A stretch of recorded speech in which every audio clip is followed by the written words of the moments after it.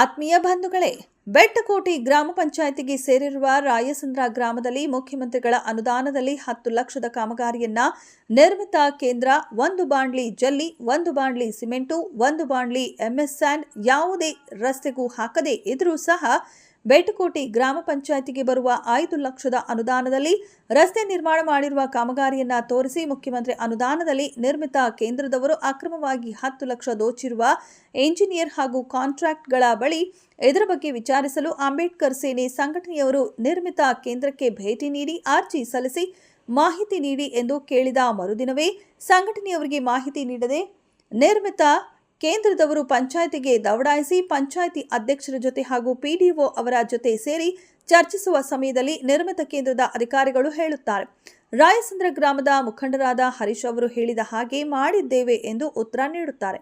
ಹೀಗಿರುವಾಗ ಹರೀಶ್ ಅವರು ಯಾರು ಎಂದು ನೋಡಿದರೆ ಬೆಟ್ಟಕೋಟೆ ಗ್ರಾಮ ಪಂಚಾಯಿತಿಯ ಸದಸ್ಯರಾದ ಶ್ರೀಮತಿ ಅರ್ಚನಾ ಅವರ ಗಂಡನ ಅಣ್ಣ ಎಂದು ತಿಳಿದು ಬಂದಿರುತ್ತೆ.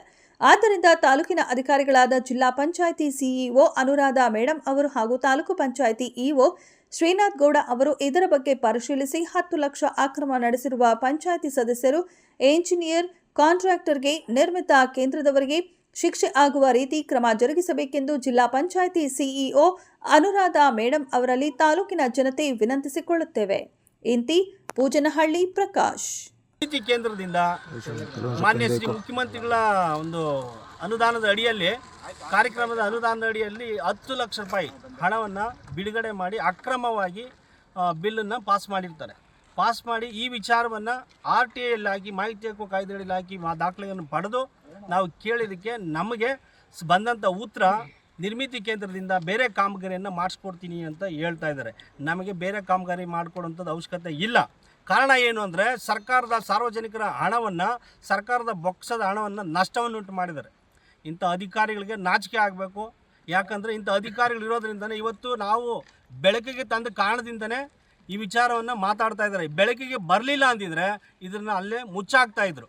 ಯಾಕಂದರೆ ಇಂಥ ಅನರ್ಹ ಅಧಿಕಾರಿಗಳು, ಇಂಥ ಅಧಿಕಾರಿಗಳನ್ನು ಸೇವೆಯಿಂದ ನಿವೃತ್ತಿ ಮಾಡಬೇಕು. ನಿವೃತ್ತಿ ಮಾಡಿ ನಿವೃತ್ತಿ ಆದ ನಂತರ ಅವ್ರಿಗೆ ಸೌಲಭ್ಯ ಕೂಡ ಸಿಗಬಾರ್ದು. ಸರ್ಕಾರದ ಸೇವೆಯಿಂದ ವಜಾ ಮಾಡಬೇಕು. ಇವ್ರು ಯಾಕಂದರೆ ದುಡ್ಡು ಸರ್ಕಾರದ ಸೇವೆಯಲ್ಲಿದ್ದು ಸರ್ಕಾರದ ಕೆಲಸ ಮಾಡಿ ಸರ್ಕಾರದ ಕೆಲಸ ಪಡೆಯೋಗಿ ಹೇಳ್ತಾರೆ. ಸರ್ಕಾರದ ಕೆಲಸನೇ ದೇವ್ರ ಕೆಲಸ ಅಂತ ಪ್ರಮಾಣ ಮಾಡಿರ್ತಾರೆ. ಇಲ್ಲಿ ಸರ್ಕಾರದ ಆಸ್ತಿನೇ ವಂಚಿಸಿ ಮೋಸ ಮಾಡ್ತಾರೆ. ಯಾಕಂದರೆ ಸರ್ಕಾರದ ಮೂಲ ಆಧಾರ ಸ್ತಂಭಗಳಾದಂಥ ಇವ್ರುಗಳೇ ಭ್ರಷ್ಟಾಚಾರದಲ್ಲಿ ಮತ್ತು ಅವ್ಯವಹಾರದಲ್ಲಿ ತೊಡಗಿದ್ರೆ ಸರ್ವೇ ಸಾಮಾನ್ಯ ಜನರ ಸ್ಥಿತಿಯಾಗಿರ್ತದೆ. ನಾವು ಯಾವ ರೀತಿ ನ್ಯಾಯ ಕೇಳಬೇಕು?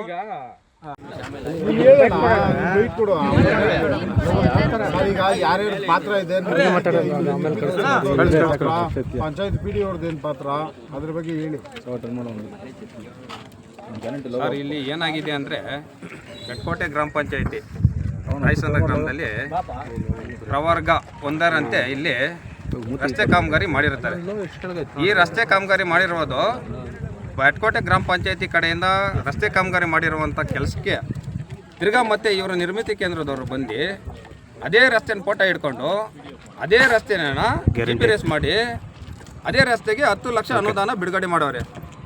ಈ ಅನುದಾನ ಬಿಡುಗಡೆ ಮಾಡಿರೋ ಉದ್ದೇಶ ಏನಪ್ಪ ಅಂತಂದರೆ ಅವರು ಸರ್ಕಾರದ ಆಸ್ತಿನ ತಿನ್ನಬೇಕು, ಸರ್ಕಾರದ ಹಣನ ತಿನ್ನಬೇಕು, ಸರ್ಕಾರಕ್ಕೆ ಮೋಸ ಮಾಡಬೇಕು ಅಂತಲೇ ಇರೋಂಥ ಇಂಜಿನಿಯರ್ಗಳು ಈ ನಿರ್ಮಿತಿ